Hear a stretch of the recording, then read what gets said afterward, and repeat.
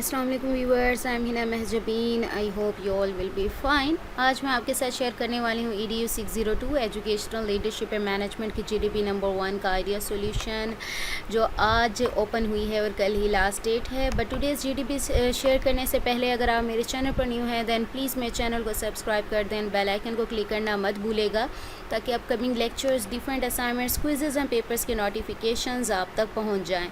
Like भी कीजिएगा, share भी कीजिएगा। ओके जी, let's start from GDP question that is about in your opinion which motivational theory is useful and why. आपके opinion में कौन सी मोटिवेशनल थ्योरी यूज़फुल है और क्यों है, इसकी गाइडलाइन ज़रूर पढ़ा करें GDP की। यहाँ पर words should not, your comment should not exceed 200 to 250 words, यानी इसी रेंज में राइट करना है, इससे ज़्यादा ना हो। बाकी आप लोगों को पता है कॉपी पेस्ट नहीं करना। मैं आप लोगों को जो मोटिवेशनल थ्योरीज़ हैं यहाँ पर दिखा देती हूँ। लेक्चर नंबर यहाँ पर 28 से स्टार्ट हो रहा है, यानी थ्योरीज़ ऑफ मोटिवेशन स्टार्ट हो रही हैं। ठीक है, आप यहाँ से अपना जो कॉन्सेप्ट है वो क्लियर कर लीजिएगा। इंट्रोडक्शन टू मोटिवेशन है। देन लेक्चर नंबर 29 पर हर्ट्ज़बर्ग की मोटिवेशन थ्योरी है।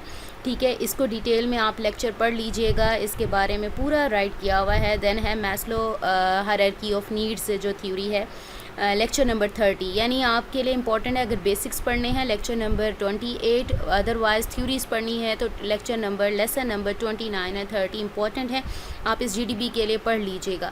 ठीक है, अब उसने पूछा है आपके ओपिनियन में। वैसे देखा जाए तो मोटिवेशनल जब थ्योरीज़ की बात होती है, ये डिपेंड करता है कि आपकी जो इंडिविजुअल्स हैं, यानी आपके एम्प्लॉयज़ हैं, या आपका एनवायरनमेंट क्या है, या बेसिक कंडीशंस क्या हैं जो आप फुलफ़िल करना चाह रहे हो, यानी आपकी प्रेफरेंसेस क्या हैं। तो उसी को देखते हुए मोटिवेशनल थ्योरी अप्लाई की जाती है। अब ज़रूरी नहीं है एक थ्योरी है, आप कॉम्बिनेशन ऑफ थ्योरीज़ भी अप्लाई कर सकते हो। Now let's see the idea solution. ये जस्ट आइडिया सोल्यूशन है, आप अपनी सर्च करके आप इसको कर सकते हो अगर आप सेटिस्फाई नहीं हो तो। ठीक है, मुझे जो दिखा, मैंने जो पढ़ा, उसके अकॉर्डिंग मैं आप लोगों को बता रही हूँ। There are several motivational theories that can be useful depending on the specific context and individuals involve, यानी कौन से लोग इन्वॉल्व हैं या कौन से एनवायरनमेंट है जो पाया जा रहा है, या आपकी नीड्स कौन सी हैं या रिक्वायरमेंट्स कौन सी हैं, उसको देखते हुए आप मोटिवेशनल थ्योरीज अप्लाई कर सकते हो। लेकिन उसने पूछा है आपके ओपिनियन में क्या है। भाई फिर हम तो अपना ओपिनियन देंगे ना आगे वो गलत कर दे फिर। ओके, हमारा ओपिनियन क्या है। अब यहाँ पर जब सर्च कर रही थी तो जब भी सर्च करते थे मैस्लोज हायरार्की ऑफ नीड्स, अगर आप लिखते हो ना कि मोस्ट वाइडली यूज्ड या मोस्ट बेनिफिशियल या मोस्ट इम्पोर्टेंट मोटिवेशनल थ्योरी, तो यही वाली थ्योरी ऊपर आती है। ठीक है, जो बहुत ज़्यादा यूज़ होती है। और भी थ्योरीज़ होती हैं, कॉम्बिनेशन ऑफ थ्योरीज़ जो मोटिवेशन थ्योरीज़ अप्लाई कर सकते हो। लेकिन हमारे ओपिनियन में कौन सी इंपॉर्टेंट है या यूज़फुल है और क्यों है। तो one widely recognized theory is Maslow's hierarchy of needs, which suggests that individuals are motivated by different levels of needs, starting with basic physiological needs and processing to higher order needs like self-esteem and self-actualization। Herzberg की भी दी हुई है theory, उसको भी पढ़ लीजिएगा।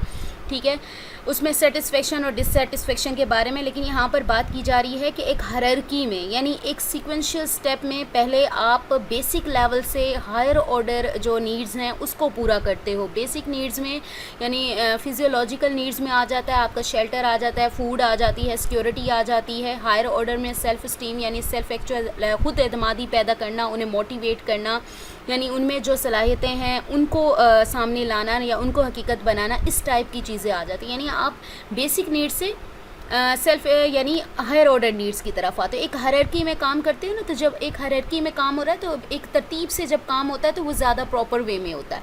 ठीक है, एक तो करेक्टरिस्टिक ये हो गया इसका। One of the key characteristics of Maslow's theory is its holistic approach to motivation. It recognizes that motivation is driven by a combination of physical, emotional, and psychological needs. By addressing these needs in a hierarchical manner, Maslow's theory provides a comprehensive framework for understanding human motivation. क्या characteristic है, जैसे हमने कहा ये सारी needs पूरी करता है, यानी basic needs से जो higher order needs की तरफ जाता है। तो holistic का मतलब है collectively। अब ये नहीं कि कोई नीड छोड़ देते हैं, यानी सारी नीड्स की जाती हैं फुलफ़िल, ट्राई किया जाता है फुलफ़िल करने का, लेकिन पहले बेसिक से स्टार्ट करते हैं, देन हायर ऑर्डर की तरफ आते हैं। तो हॉलिस्टिक कहते हैं, यानी फ़िज़िकल हो गई, फिज़िकल नीड्स में वही शेल्टर वगैरह और उनकी हेल्थ वगैरह वाला काम हो गया, इमोशनल साइकोलॉजिकल नीड्स आप लोगों को पता है वो आ गई। ये सारी हायरार्की में की जाती हैं और जिसकी वजह से जो ह्यूमन मोटिवेशन है उसको अंडरस्टैंड करने के लिए हमें एक कॉम्प्रीहेंसिव प्लेटफॉर्म मिलता है, फ्रेमवर्क अवेलेबल होता है, यानी हमें एक मौका मिल जाता है इस सारी चीज़ों को समझने का। What sets Maslow's theory apart from other motivational theories is its focus on individual growth and fulfillment. Unlike theories that primarily focus on external rewards or punishments, Maslow's theory emphasizes the intrinsic motivation that comes from fulfilling one's potential, achieving personal growth. It encourages individuals to strive for self-actualization, become the best version of themselves. अब जो बात Maslow theory को दूसरी theories से different बनाती है वो ये है कि इंडिविजुअल ग्रोथ एंड फुलफिलमेंट पे काम करता है, यानी ईच एम्प्लॉई है, इंडिविजुअल है तो उसकी ग्रोथ और फुलफिलमेंट यानी हर किसी की नीड्स या रिक्वायरमेंट्स वगैरह पूरी करने की कोशिश की जाती है, basic needs to higher order needs. दूसरी थ्योरीज़ में जस्ट ये होता है कि आप एक्सटर्नल रिवॉर्ड्स पर या पनिशमेंट्स पर फोकस किया जाता है, बल्कि यहाँ पर इंटरनल एक्सटर्नल ये दोनों पर अमल किया जा रहा है ताकि इंसान की पर्सनल ग्रोथ भी हो, सेल्फ स्टीम या सेल्फ एक्चुअलाइजेशन भी आए, खुद एतमादी पैदा हो, खुद पसंदी पैदा हो, वो खुद को पहचाने, उसमें क्या क्या मतलब सलाहियत पाई जा रही हैं। तो ये सारी चीज़ें क्या है उसको और ज़्यादा निखरने में हेल्प करती हैं। Moreover, Maslow's theory is not limited to any specific context or industry. एक specific industries तक limited नहीं है. It can be applied to various aspects of life, such as personal relationships, education, and work. Its universal applicability makes it a valuable tool for understanding and enhancing motivation in different settings. अब Maslow की theory हमें ये तो नहीं बताया गया कि कहाँ पर अप्लाई करनी है, हमें जस्ट कहा है मोटिवेशनल थ्योरी कौन सी इंपॉर्टेंट है।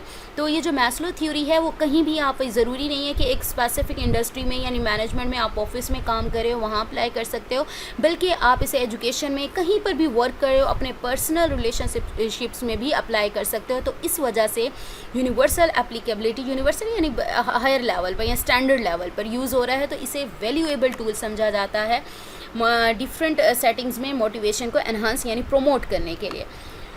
Whether you are looking to motivate yourself or others, Maslow's hierarchy of needs can be a powerful framework to consider. It prompts reflection on individual needs, aspirations, fostering personal growth and fulfillment along the way.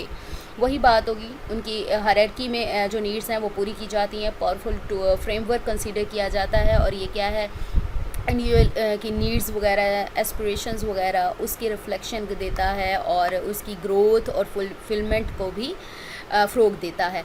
Next मैंने यहाँ write किया, remember while Maslow's theory has its merits, other motivational theories also contribute valuable insights. It's always a good idea to explore different perspectives and approaches to gain a well-rounded understanding of human motivation.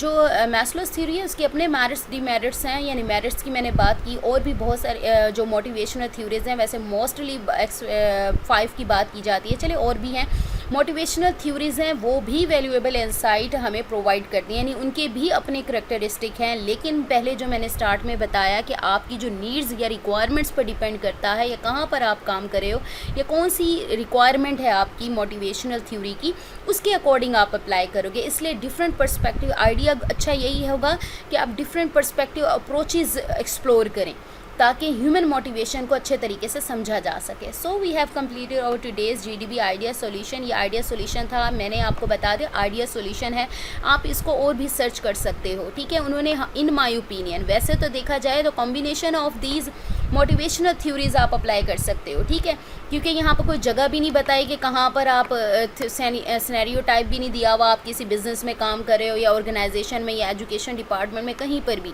तो just उन्होंने motivational theory का पूछा है और आपको opinion पूछा है, तो हमने अपना ओपिनियन दिया है। बाकी आप लोग खुद सर्च करके इसको कर सकते हो, ये आइडिया सॉल्यूशन है। सो मुझे अपनी दुआ में याद रखिएगा, अपना ख्याल रखिएगा, टेक केयर, अल्लाह हाफिज़।